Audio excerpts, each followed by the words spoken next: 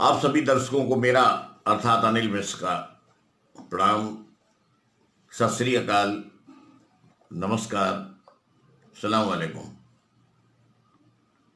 नारी तेरे रूप अनेक की पहली केस आपकी सेवा में प्रस्तुत है।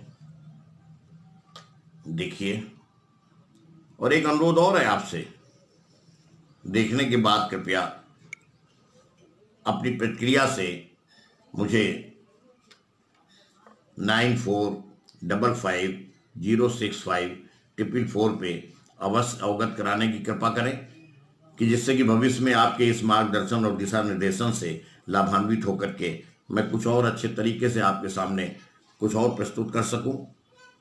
आइए इसकी शुरुआत करते हैं हम जहां कोरोना से संघर्ष की शुरुआत हुई थी।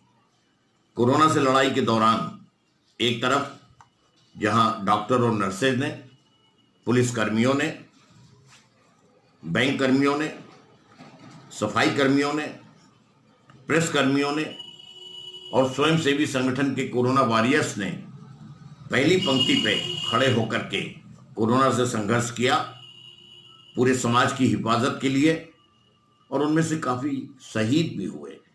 सही शब्द का इस्तेमाल मैं इसलिए कर रहा हूं कि जब भी कभी किसी अच्छे कारण के लिए अपनी जान की परवाह किए बगैर कुछ लोग निकल करके सामने आते हैं और लड़ाई लड़ते हैं बुराई से, और उसमें अगर उनकी जान जाती है तो निश्चित रूप से वो एक शहादत होती है। उनकी शहादत को, उन शहीदों को लाखों लाख सलाम, उनको हमारी सबकी आपकी श्रद्धांजलि।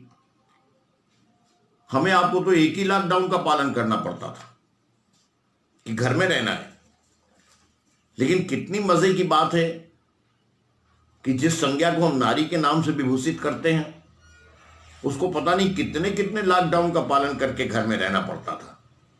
एक तरफ मेहरी के ना आने का लॉकडाउन, तो दूसरी तरफ मिश्रानी के ना आने का लॉकडाउन, किसी प्रेस वाले के प्रेस न करने का लॉकडाउन, तो घर में किसी नौकर के ना आने का लॉकडाउन, कपड़े धोने वाले के कपड़े न धोने का लॉकडाउन।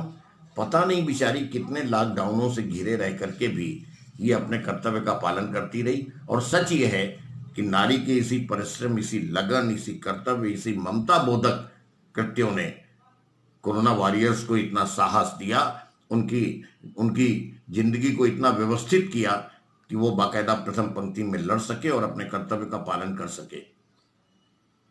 उसके बाद देखिए, घर में जो है सभी पुरुष सदस्य इकट्ठे हों, और कभी कभी तो धारा 144 को तोड़ने वाली संख्या से ज्यादा पुरुष घर में इकट्ठे हों। उनकी सबकी फरमाइशें, उनकी सबकी आकांक्षाएं, अपेक्षाएं, साथ में सुबेरे उठ करके स्नान ध्यान से लेकर के पूजा पाठ तक, घर के सभी सदस्यों की स्वास्थ्य की देखभाल के लिए दूध में हल्दी आदि सभी देसी दवाओं को डाल करके देसी नुस्खों को उनको पिलाते भी रहना, दिन में कई दफे गर्म पानी भी करके उनको देना। साथ में जो है घर में जब रुके हुए हैं तो घर में रुकने के पश्चात खाना समय से लेकर के नाश्ता समय तक देने की स्वघोषित राजाज्ञा कर्फ्यू की, जो स्वयं वो मानती थी अपने मन से कि मुझको समय पे खाना देना है, समय पे नाश्ता देना है।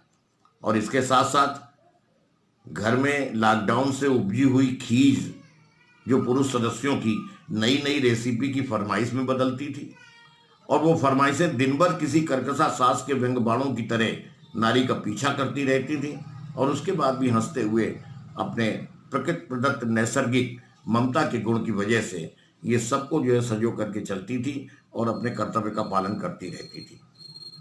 किसी ने कहा है कि मैंने जब भी लिखा कागज पे माँ का नाम तो कलम अदब से कह उठी, हो गए चारों धाम। सही बात भी है।